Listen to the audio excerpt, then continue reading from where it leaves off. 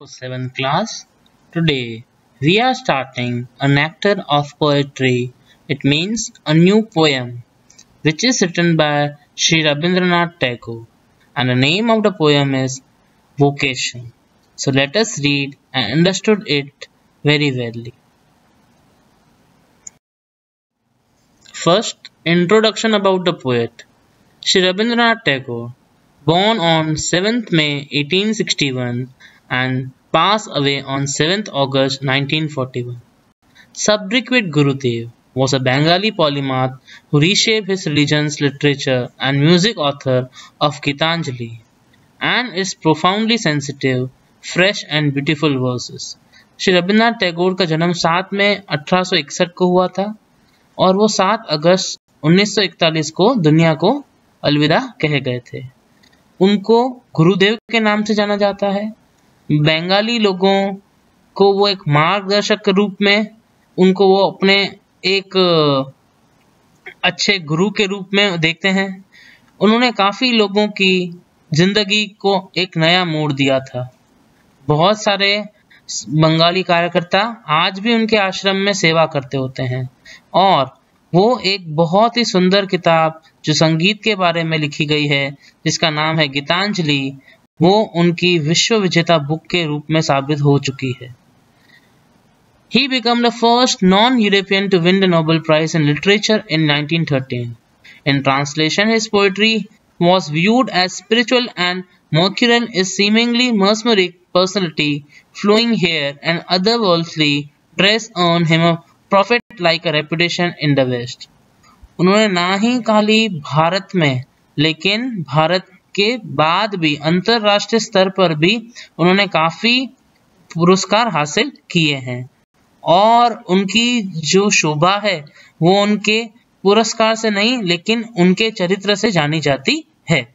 His elegant prose and magical poetry remained largely unknown outside Bengal. Tagore introduced a new prose and verses forms and its uses. Rabindranath Tagore ने ना ही कविताएं लिखी हैं बल्कि उसके साथ साथ सुनहरे गीत और सुनहरी बातें भी अपने रूप में एक नए तरीके से पेश की हैं। अब आइए अब इस पोएम को हम एक निजी रूप से जानने की कोशिश करते हैं।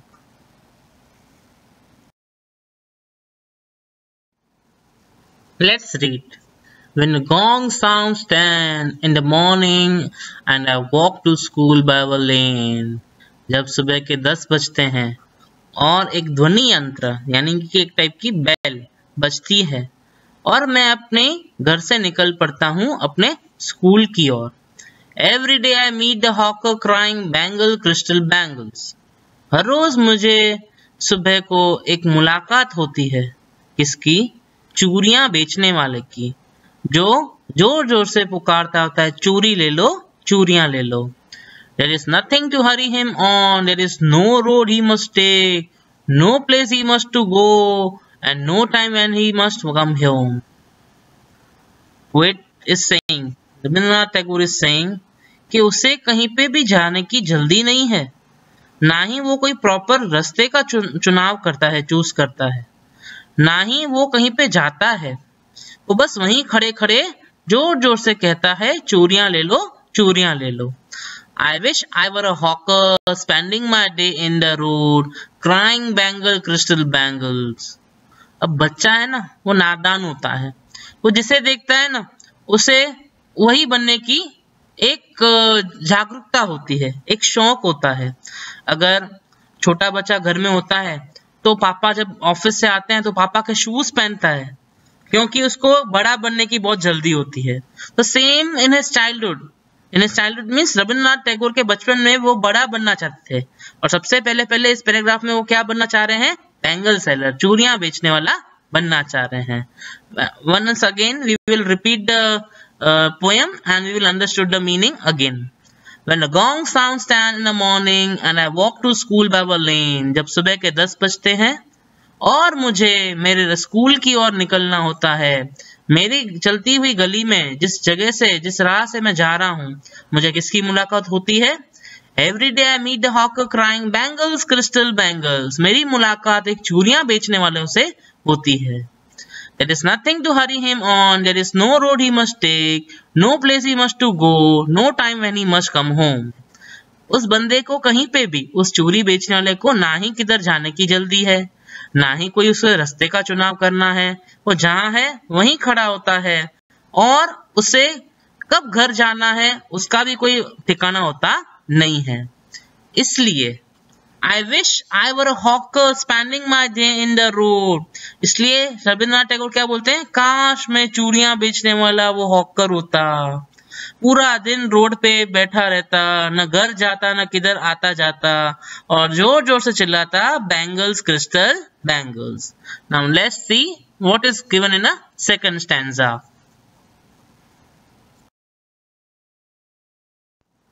Second stanza.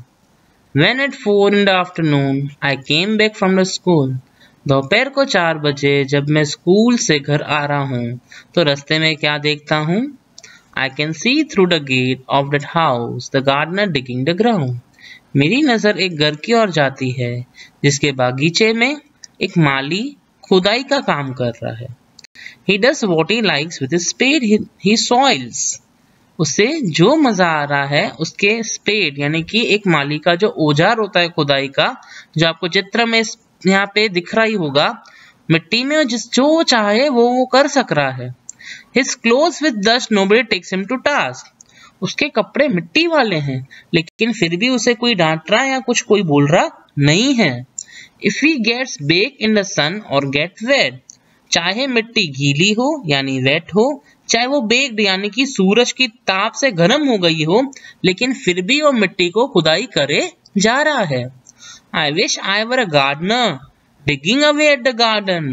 Now Rabindranath Tagore is saying, मैं आशा करता हूँ काश मैं माली होता, गार्डनर होता और पूरे दिन गार्डन में बैठ के मिट्टी को खोद रहा होता। With nobody to stop me from digging, और कोई मुझे रोक रहा भी होता नहीं। Again in this paragraph we can see a child want to something again and again something else. In the first paragraph he want to become what? He want to become bangle seller. Now when he's moving ahead he want to become a gardener. So this is a childish nature which we can see and observe in this poem. Now moving ahead for the third stanza. In the third stanza, just as it gets dark in the evening and my mother sends me to bed. जैसे ही शाम होती है और अंधेरा होता है, मेरी माँ मुझे मेरे कमरे में सोने के लिए भेज देती है।